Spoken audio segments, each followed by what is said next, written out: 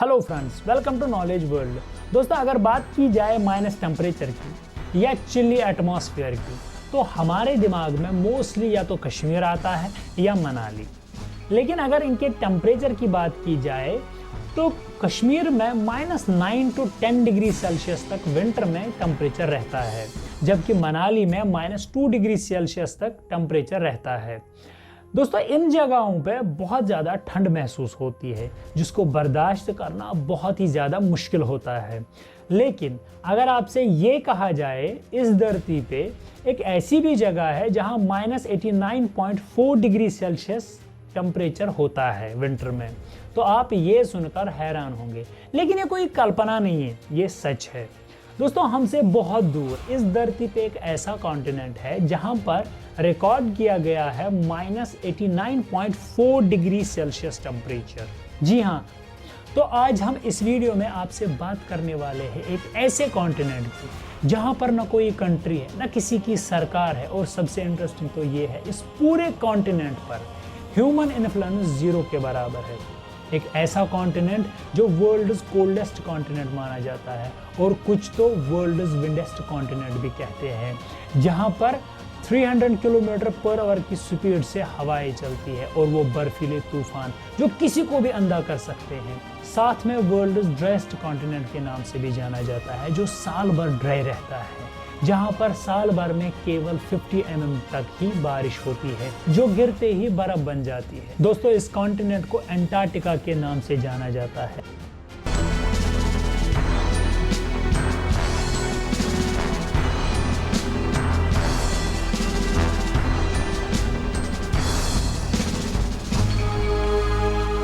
ये अंटार्कटिका नाम लिया गया है एक ग्रीक वर्ड एंटार्क्टिकोस से, जिसका मतलब होता है अपोजिट आर्कटिक, और आर्कटिक इटसेल्फ एक ग्रीक वर्ड ऑक्टोस से लिया गया है, जिसका मतलब होता है बियर। दोस्तों, अप्रॉक्सीमेटली 2000 साल पहले ग्रीक के एक फिलोसोफर जिसका नाम था एरिस्टोटल, उसने ये कहा था कि अर्थ एक स्फीयर है और साउदर्न हेमिस्फीयर में काफ़ी ज़्यादा लैंड होना चाहिए, जिसकी वजह से ही नॉर्दर्न हेमिस्फीयर का लैंड स्टेबल है, बैलेंस्ड है।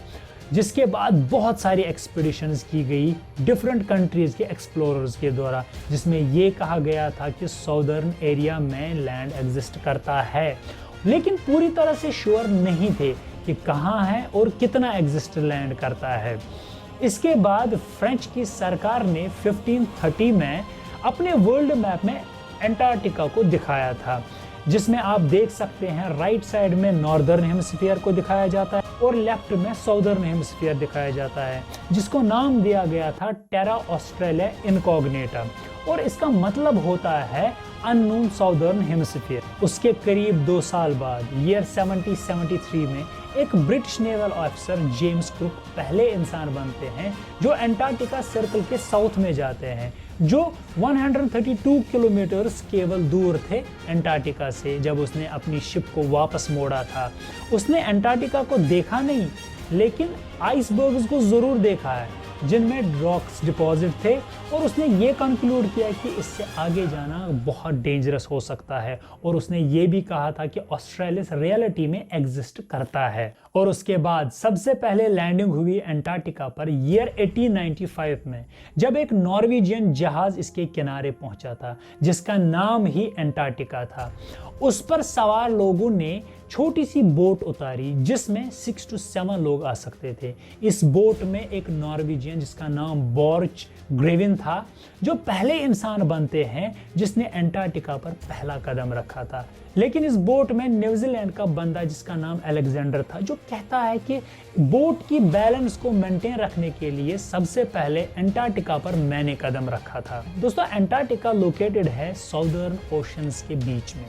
इसका total area 14.2 million square kilometre है, जिसकी थिकनेस 1.9 किलोमीटर है।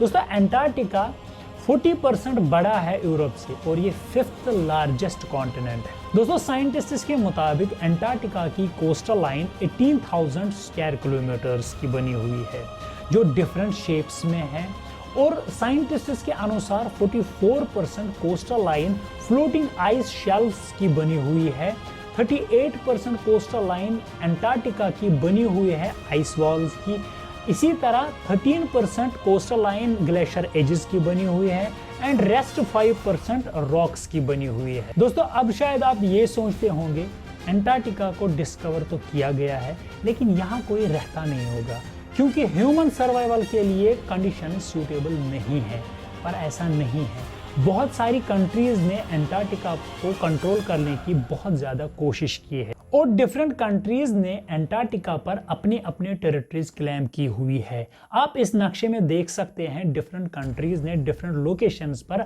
अपनी टेरिटरीज क्लेम करते हैं। दोस्तों आज के टाइम में एंटार्क्टिका को अराउंड 30 कंट्रीज गवर्न करती हैं। जो मेन पार्टीज थी 1959 के एंटार्क्टिका ट्रीटी सिस्टम के। बहुत सारी कंट्रीज ने अपने अपने बेस कैंप्स एंटार्क्टिका पर लगाए हैं जिनमें करीब 5000 लोग रहते हैं, लेकिन उनकी संख्या 1000 पे चली जाती है विंटर में और जिनको बहुत सारे मुश्किलों का सामना करना पड़ता है। दोस्तों बहुत सारी कंट्रीज तो ऐसी भी है जो एंटार्क्टिका के अलग अलग हिस्सों को अपने नक्शों में दिखाती हैं। उनमें से बहुत सारी ऐसी कंट्रीज भी है जिनके नक्शे ओवरलैप करते हैं एक दूसरे के साथ। दोस्तों एंटार्क्टिका पर बहुत सारी एक्टिविटीज़ को अलाउ नहीं किया जाता है, जैसे एंटार्क्टिका ट्रीटी के अनुसार एंटार्क्टिका पर military exercises, nuclear explosion, nuclear waste disposal करना प्रोहिबिटेड है, जबकि tourism, fishing, research activities Antarctica पर करना अलाउ किया गया है। अब बहुत सारी रिसर्च के बाद ये पता चला है कि एंटार्क्टिका में approximately 36 billion barrel oil reservoirs है, लेकिन इन ऑयल रिजर्वर्स को निकालना कॉस्टली होगा। डिफरेंट कंट्री के डिफरेंट साइंटिस्ट्स एंटार्क्टिका पर है, काम करते हैं, कुछ काम एक साथ करते हैं, कुछ सेपरेटली काम करते हैं। उनका ये कहना है कि एंटार्क्टिका पर कुछ वेजिटेशन देखी गई है लाइक मोसेस, लाइकन्स एटसेट्रा। दोस्तों कहा जाता है बहुत सारी कंट्रीज ने इस एंटार्क्टिका ट्रीटी को एक्सेप्ट नहीं किया था, जिनमें इंडिया भी एक देश था जो अपोज कर रहा था इनिशियली, लेकिन बाद में साइन करके इसने भी एक्सेप्ट कर लिया और अपना बेस कैंप एंटार्क्टिका पे बना लिया। दोस्तों दुनिया के 100% आइस में 90% आइस एंटार्क्टिका में है, लेकिन अब ये क्लाइमेटिक चेंज की वजह से धीरे धीरे मेल्ट हो रहा है, जिसकी वजह से ओशंस का जो वाटर लेवल है उस पर असर पड़ सकता है और जिसके कॉन्सिक्वेंसेस बहुत खतरनाक हो सकते हैं। दोस्तों इस पूरी दुनिया में बहुत सारी ऐसे भी चीज़ें हैं जिनकी नॉलेज आपको नहीं होगी, लेकिन इस चैनल के माध्यम से आपको पूरी इंफॉर्मेशन दी जाएगी।